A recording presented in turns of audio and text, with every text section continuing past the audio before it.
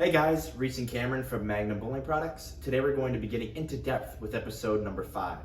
In our first few previous episodes, we discussed a little bit about the natural evaporation of your ball's factory plasticizers and just how that results in an increase in durometer, a decrease in your ball's footprint or contact patch, and a significant reduction in your ball's on-lane coefficient of friction, and not to mention just how that affects your ball's on-lane performance. After hearing about all these problems that come as a result of your ball losing its vital plasticizers, you might be wondering, is there any good way to stop it?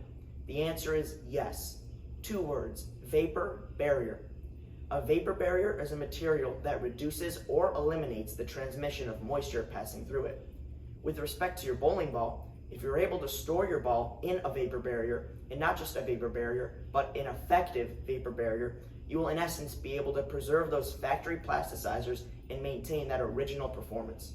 Yeah, so I'm sure you're asking, why can't I just make it simple and use a plastic bag? Isn't that a vapor barrier? That's a good question, but it's because a standard plastic bag or Ziploc bag or really any poly bag has a transmission rate that's too high. What I mean by this is in order to be an effective vapor barrier, the transmission rate must be less than 0.32 grams per 100 inch squared per day. Now, if you're looking for a vapor barrier that is in fact effective, look no further than Magnum Bowling Products' proprietary vapor barrier technology, which is in fact patented and not only meets that requirement for below that 0.32 value, but it actually goes above and beyond and is 4 times more effective and less transmittive than that 0.32 grams per 100 inch square per day value. Yeah, so Cameron, can you tell us, why do manufacturers put their bowling balls in plastic bags when they store it in the box? That's a good question as well, and it's because of scratching. You see, the cardboard boxes that the balls come in, they're actually a bit abrasive. So over time, during transportation, the cardboard would actually put surface scratches on the bowling ball's cover stock if it wasn't protected by a poly bag. And also, to prove that these poly bags aren't really a true vapor barrier, I can actually tell you a little bit about an experiment that we did.